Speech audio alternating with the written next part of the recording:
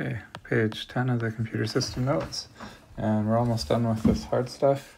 This is section 6.1, and it's on the memory management unit, which is a mouthful, so it's usually just called the MMU. And so we've been talking about virtual memory and that the hardware somehow translates these virtual addresses to real memory addresses. It's the memory management unit that does that. It's part of the processor. And so if you think about it, the processor is going to memory a lot every time it fetches an instruction and every time it does a load or store of data. And the processor is always using virtual addresses, but it needs to be translated to an address in main memory. So that's the physical address before the instruction or the data can be retrieved. So the MMU, its purpose is it translates addresses from virtual to physical.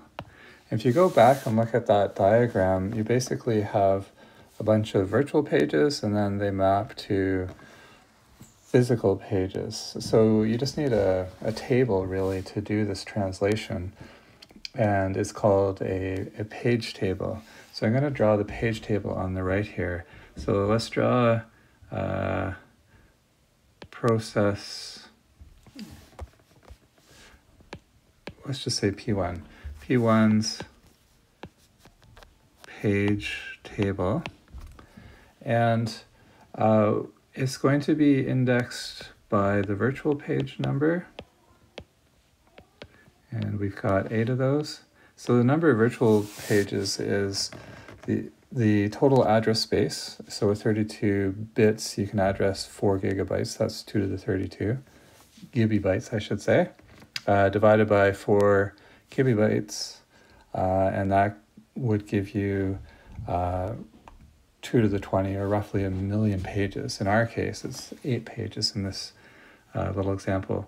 And so then we need to know, well, what physical page number does that map to in the main memory? So, but we also need to know, has it actually been used yet? So pages are created as they're needed. It doesn't create all the pages when you start the program, because that would take an enormous amount of time in memory. It just wouldn't work. And it also needs to know if it is swapped or not, if it's out on the hard disk. So let's draw these columns here.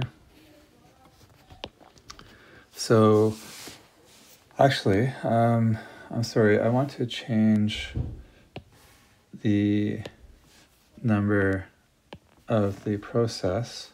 So page 0's process, or process 0's page table, because it's got pages that are swapped. So page 0 is valid, but if you remember in that example, it got swapped out to the hard disk. So in this case, it would probably be represented with a single bit, 1 or 0. I'll just use check marks here. And so it doesn't have a physical page number because it's living out on the hard disk right now. And then pages 1, 2, 3, 4, 5, and 6, they were all unused. Page 7 was used because you used the high addresses for the call stack. And it is not swapped, it's in the RAM. And that was in physical page 2.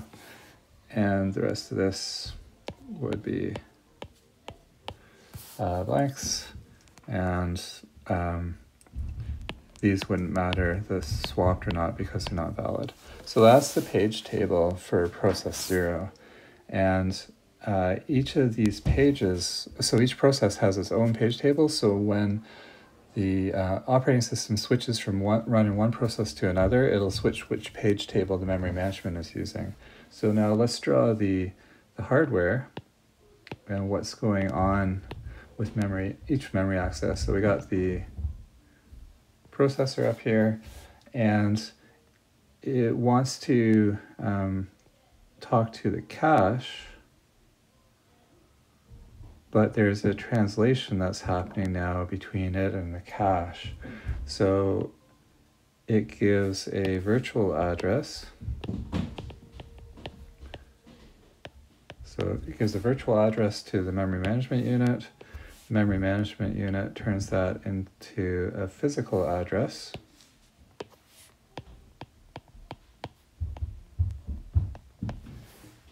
And where do you think that would go next? To the memory? Not quite. It's going to go, whoops, wrong color. Okay. It's going to go to the cache first.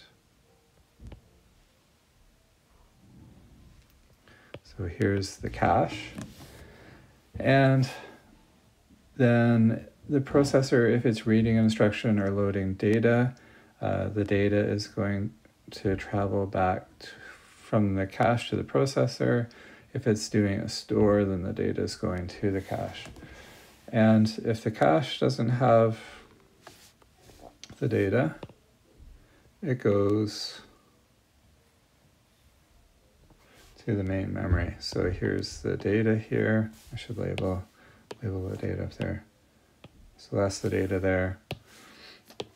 And so the cache, if there's a miss in the cache, it will give the block number, the starting address of the block that it needs from the main memory, and then the main memory will return that block.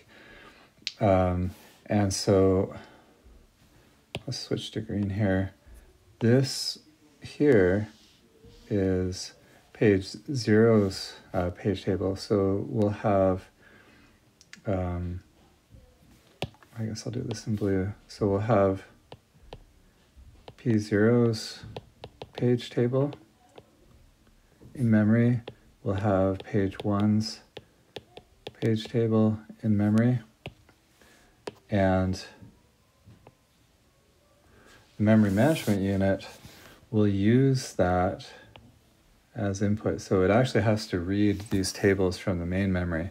So if you think about that for a sec, every time it needs to translate an address, which is for every instruction fetch or every data load or store, it needs to look at the page table to figure out what the physical page number is. So that's a second memory access, which is going to slow things down. So the memory management unit actually caches the translations from physical virtual page numbers to physical page numbers for a process in something called the translation look-aside buffer, another old name that doesn't really mean a lot to me anyway.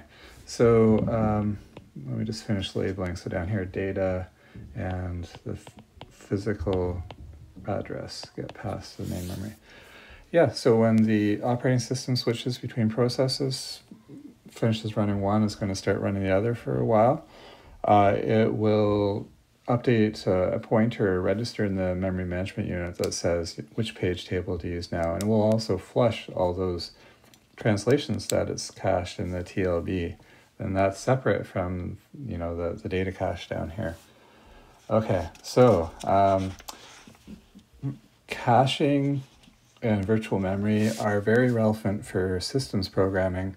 What we're doing in the lab, though, is a small microcontroller unit. There is no cache. It uses a small, fast SRAM for the main memory, and there's no virtual memory either, no memory management unit. So next we're going to talk about microcontrollers.